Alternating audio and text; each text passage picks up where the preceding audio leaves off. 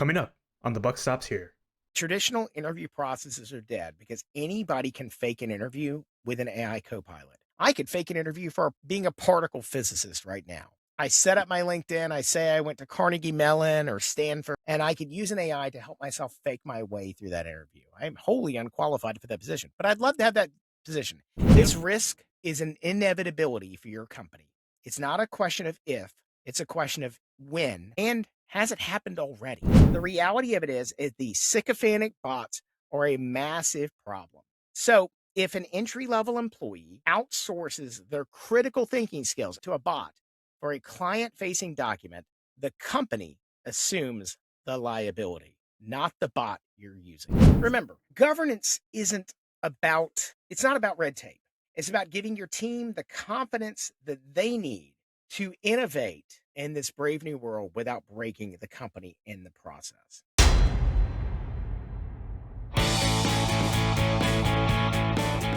Welcome back to the Buck Stops Here. I'm your host, David Maples, and we are in our 9-part series on artificial intelligence, and this is part 2 of AI governance. So if you missed part 1, I think it's really important to go back and watch that in a previous episode.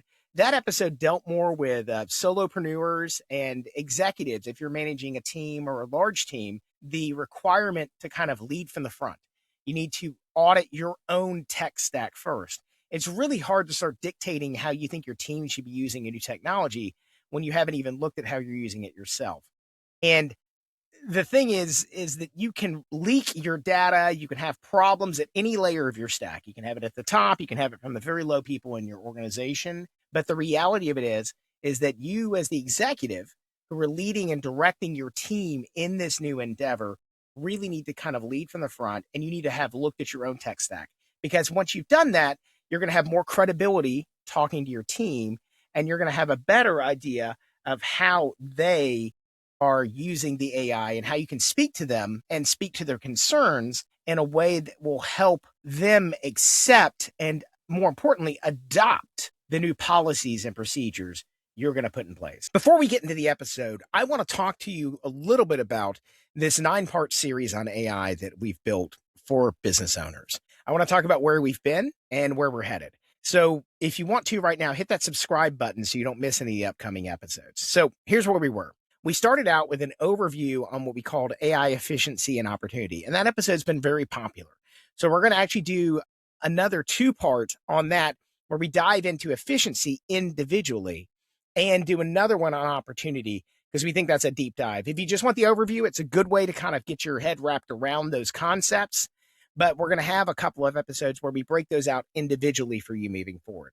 After that, we had an episode where we talked about what's called shadow AI. Shadow AI is how people are using AI in your company right now that you're not even aware of. Like how things are leaving your company through tabs and browsers, not through cybersecurity attacks, like your intellectual property in your company.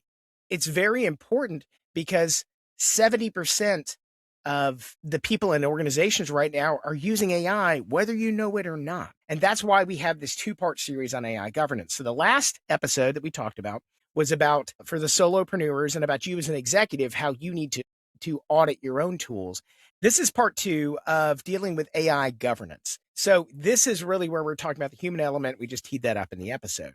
Where we're going after this, we're going to talk a little bit about the real costs of AI that you may not be aware of. It's dealing with cognitive decline and the creativity tax. Just remember, 150 years ago, people, when they worked on farms or in factories, didn't have to go to the gym to get their reps in.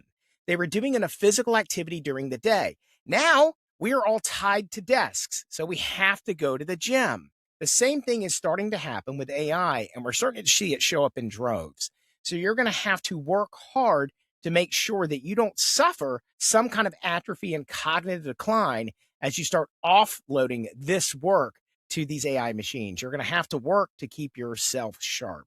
That's also hurting us with what we're calling the creativity tax. How with the AI machines, in some cases, we're seeing not just a regression to the mean, so we're not seeing as many creative and novel activities. Everything is looking like it could be sequel 14 to Shark Boy and Lava Girl. And I'm just it's important for you to be aware of that. And then there's a real human cost to this, and we'll talk a little bit about it in this episode. We're going to have an entire episode where we talk about AI burnout. Like, how can you help avoid that? Because with some companies, it's kind of like people are being just told to work faster, do more with less, produce more, and they're not getting any time to kind of recharge themselves. And the reality of it is that's not how human beings were made to work. Call it what you will, but it's going to affect your company if you're not aware of that. And remember, at this point in time, your people are still your competitive advantage. Your people are going to be the ones implementing the machines. And there's also a real cost on the long side that these AI systems, it looks like, are about to get 7 to 10 times more expensive than they've ever been before. So you got to ask yourself, are you getting 7 to 10 times the return? We have ways to help you do that and implement that if you want to talk to us about consulting, but I digress. Let's get into the episode proper here. So what I want to talk about first is kind of the elephant in the workplace, the thing that everybody sees but nobody really wants to talk about. And so the knee-jerk reaction that a lot of CEOs, and we saw this happen with Samsung and some other big companies a couple of years ago with AI, they said, no AI. You cannot use these systems in our business. And if you're wondering why that doesn't work, go look at the Shadow AI episode. It explains in detail why that did not work. It's going to be the same thing. Remember that just blocking the websites and the URLs just pushes your staff to use their personal smartphones. It's the problem we had in 2008 all over again. And remember, it's only wrong if you get caught. So the point about it is that that's what's happening at the companies. That's what's happening in all of the teams. So the real question is, you as a business owner, how do you talk to your team about this? Step one, you need to have credibility in this. You need to have looked at your own systems. Maybe you don't care about that, but it goes a lot further with your team when you say, I've examined these things. Step two, you need to talk about what I am coining an AI amnesty day. You can't come in like an authoritarian dictator and just say, this is the way it works. Ultimately, you are the one who calls the shop. The buck does stop with you. But you need to have an amnesty day so your people can understand that you understand how they're using things, or you understand what the problem is in the trap. So what I want to talk about here is that you want to say something to the effect of, look, I know we're all looking for ways to be more productive. I use these tools too, but I need to know what you're using so we can buy the enterprise or protected versions so that we can protect our client data, not because I'm looking to punish anybody here. So what we're going to do is we're going to have an AI amnesty day right now before we put the policies in place. And I need everybody just to kind of be honest about how they're using these tools. Like, what have you had to use? I had a conversation with one of my friends last night who works at HR at a very big company. And she told me, she's like, well, we use it a lot for recruiting and hiring. And I asked her, I said, really? Your boss gave you tools for recruiting and hiring? She's like, well, no, I use my personal copy.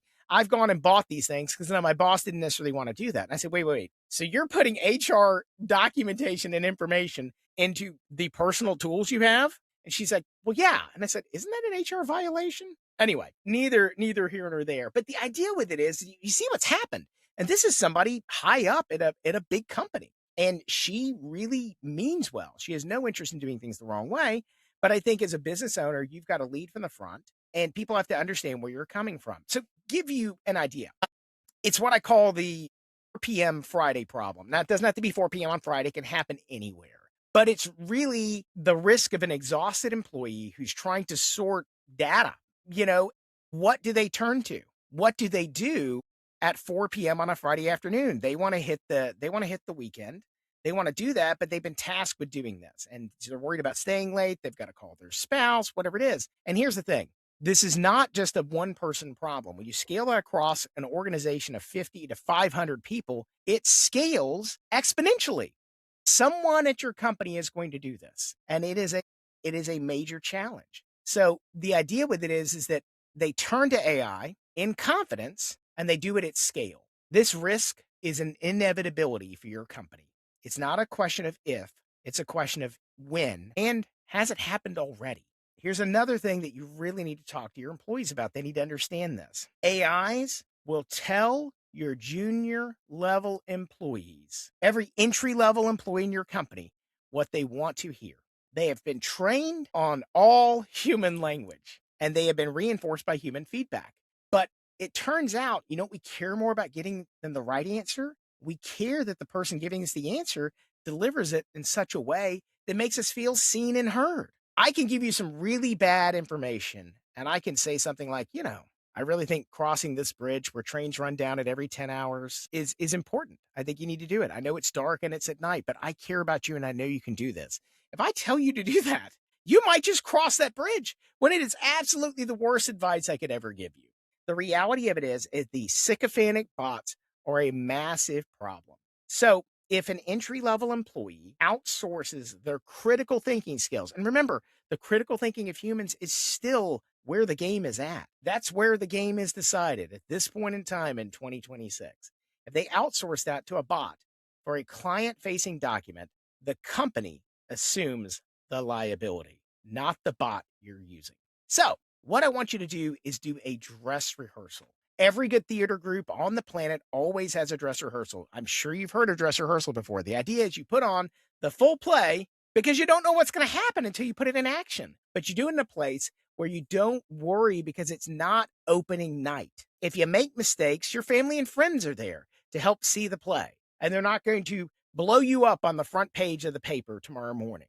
For teams, you want to establish that untried tools cannot and will not be used on client deliverables. Until you've established a baseline for what success looks like in your company, you should not be putting these untried tools on client deliverables. You want to create a strict sandbox environment for your team to play in without high stakes. So the way I want you to use this is I'd like to use it on something where there aren't stakes. Use it on something you've already used for a client before. If you've done a creative brief for a client before, or done real work for a client, you could try it on something where you have an established record of success. You know what a successful outcome looked like, and you need to do that in kind of a mock environment and give it to your team and see what they come up with as far as that goes. And the idea with it is if your company's big enough, you use it on a team who is not involved in the original project. That way, your team can use it on something where there are no stakes for the people involved in the organization. If they mess up something with it, it doesn't matter. It's not real anyway. It needs to be real work, though. It can't just be synthetic work, because here is the part that people are missing. And I've heard a lot of people at these large AI companies lately talk about the beauty of synthetically generated data. The problem with synthetically generated data is that it's not real. It's missing all the bumps and bruises and skint knees and everything that happens in a real project for a client. No plan survives first contact with the enemy. That is a military axiom. No plan in business survives first contact with the client. The client is going to bring up something that you could never in a million years have thought up. And the machines, I'm going to posit to you, are not going to have it in their knowledge base either to produce something that really represents what happens on opening night. For example, you're in a theatrical play, and on your dress rehearsal, you discover that there, for some reason in the first scene, you've never done this in practice, but the curtains have to open at a certain speed on stage for the timing to work for the actors on stage.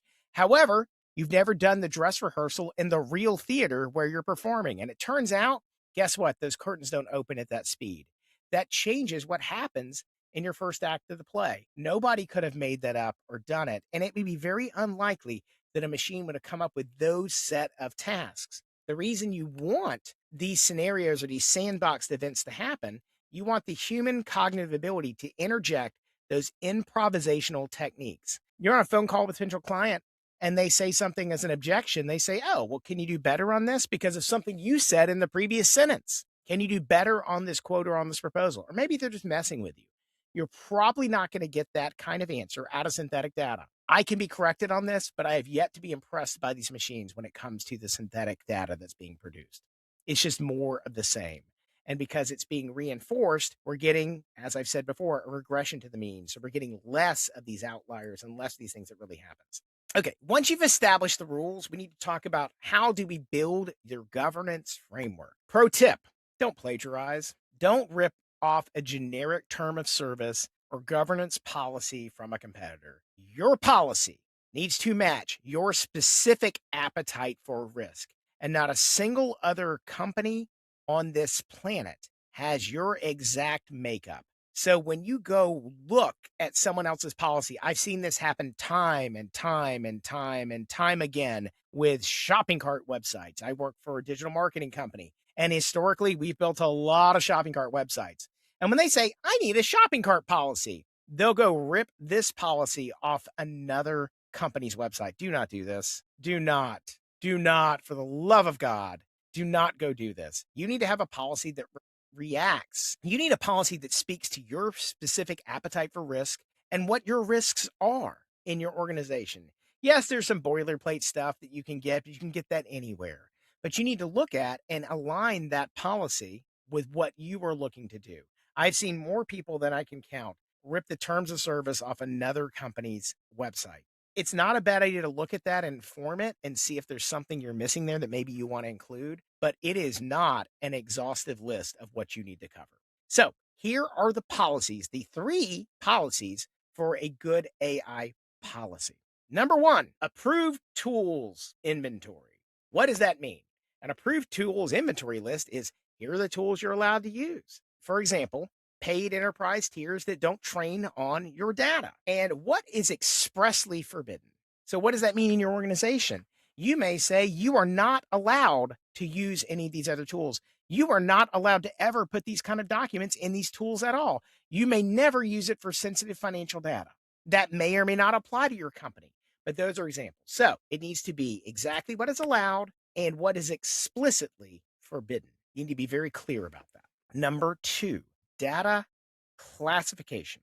What data is allowed to go in the LLM? Now, I mentioned this in part 1, but this is why it goes here twice. You have to put it in there. Maybe public marketing copy is fine. It's going to be public anyway. Proprietary and financial data or client personally identifiable information is a fireable offense. This is why we're doing AI Amnesty Day, y'all, is because it's important for people to understand how important this is. Because once you put personal identifiable information into these models, you may have violated HIPAA, you may have violated GDPR, so you might have violated the law, not to mention your contracts with the client. And if you have one of these rules, or if you have these rules, have to have teeth, because you cannot unring that bell once it happens. Everybody's heard it. You can't hide it. The last one is what I call the human in the loop mandate. Now, you've heard me in previous episodes talk about human on the loop, which is using agentic systems, etc. I am going to say for right now, for AI governance, if you don't have a written policy right now, do not start messing with agents. That is literally, that's like you trying out for middle school football and you think you're going to walk into the NFL. You have no chance and you're going to get hurt and crushed in the process.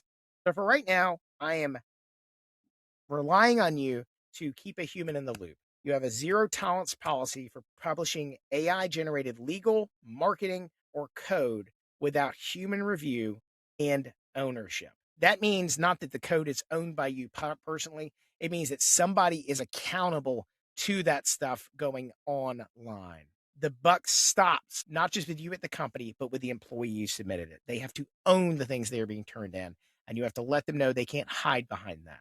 They own it if they turn it in. So, mandate a zero tolerance policy for publishing AI generated legal, marketing, or code that a human being has not. Now, in the long run, we can get into agentic things, but I think for most companies, you need to understand at least this first level before we get into a much more advanced topic like agents. Here's one thing to help sell your people on this. Once you have an AI governance policy, and we're starting to see this in enterprise, having this document ready makes your company a vendor of one during a competitive bidding process. You can just say, well, we also have an AI usage and governance policy that talks about how we use this data. And they say, oh my gosh, we didn't even know to act for that. If you have this policy, tell people you have this policy. We have a written policy about how we use these tools and these systems. Everybody's using them, but we have a policy that governs how we can do that or how we can use them. And that makes it a lot harder because they're going to go out to all the other vendors. And I guarantee you they're not going to have one of these, at least not now. They probably will if they've gotten burned a couple of times. Now, I want to talk about now, I'm going to shift a little bit to AI in hiring. Not to just belabor a point here, but several states, and I'm not doing this as legal advice, but you need to look at your own state. Several states have enacted laws that really limit how you're allowed to use AI in hiring. And yet everybody is doing it. They're violating the laws. Remember, as I said earlier, it's only wrong when you get caught.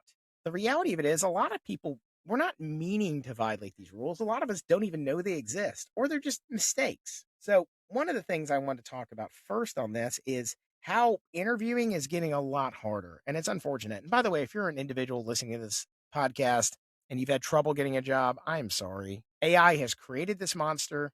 You guys have helped create this, make this monster worse. And companies are trying to find a way to combat with it. Right now, it's not uncommon for a new college graduate to send out 100 resumes and get no responses. Just think about that. 100 resumes to get no one responding to you. No one who even says, hey, boo, thanks for sending this in. Doesn't happen at all. And that's very frustrating for them. So what's happening is you're having this explosion in the number of resumes. I can't tell you how many people I've read about online who have this foolproof way to find the company of your dreams by using LinkedIn, and they have some plan to send your resumes to 2,000 companies. Well, there's a downstream effect of that. The effect is that the companies reviewing the resumes, I have gotten more people applying for jobs that my company posted that are wholly unqualified for the positions, wholly unqualified than I ever have in the past. So instead of getting 150 resumes for a job, I'm now getting 2,000 resumes for a job. That is entirely almost impossible to sort through. So companies are turning to AI. So it's kind of I guess it's a double-edged sword. The employees are using it too much, and the companies want to use it to help combat with it, cut down on it. And the problem is human beings are slipping through the cracks. I'm suggesting that companies approach an entirely new method to hiring now. Number one, AI interview cheaters. There's a software called Cluely that allows you to cheat on AI interviews. So much so because a lot of interviews, the first interview, will happen in Zoom or happen over a phone call or something else. Traditional interview processes are dead because anybody can fake an interview with an AI copilot.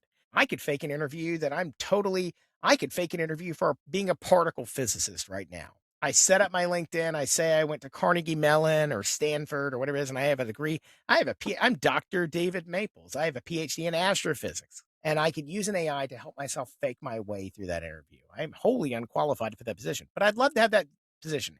Neil deGrasse Tyson, if the Hayden Planetarium is hiring, I would love to come work for you. I don't know what that would be. But anyway, neither here nor there. So the reality of it is anybody can fake it. So what companies are now moving to is kind of shifting to kind of 1 week paid trials. You bring people in, you may bring in 2 or 3, and you have to have some kind of interview process.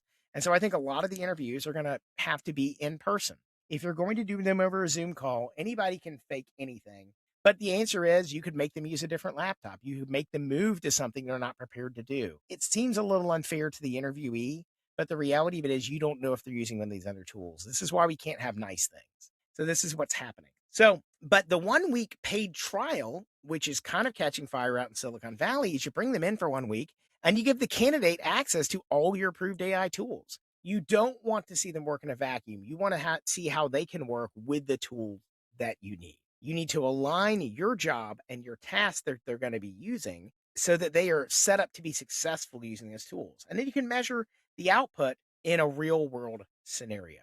You actually want to see they actually prompt, how they think critically, and you want to verify the outputs they're giving you in a real world environment. These are not unpaid. These are you pay them. You bring them in for 1 week. And I guarantee you, if you spend 1 week closely with somebody and you bring in 3 or 4 people, you're probably going to find somebody who's going to maybe work out for you. Now, it could be for you and your hiring policy, it could be that you still interview them the same way, but you let them know that any job, if you offer it to them, and you let them know this up front, because they're faking this interview, they're going to sweat in this process. You let them know that they'll come in and you'll be trying them out for 1 week. They'll be hired. You'll pay them for 1 week and you'll see if you keep them. And unfortunately, that's where we're moving to for a lot of jobs. And somebody who's worthy will take this opportunity. May not sound real. You got to pay them. You got to do it. It may increase your costs, but I think that's the cost of doing business right now in 2026. The minimum takeaway you need to have from this episode is that if you don't have a governance policy, you can't even test your new hires effectively. So remember, governance it's not about red tape. It's about giving your team the confidence that they need to innovate in this brave new world without breaking the company in the process. I want to thank you for listening to this episode of The Buck Stops Here. Tune in next week for an expanded episode where we just focus on AI efficiency, to then be followed by a whole episode on just AI opportunity. You've asked for it, so we're going to give you more of a deep dive on those two options. If you enjoyed this episode, please like or give us a 5-star review on wherever you're enjoying this podcast, or drop us a link in the comments. We read those and we'd love to respond to you on it. So until next week, go out there, do good work, and be awesome.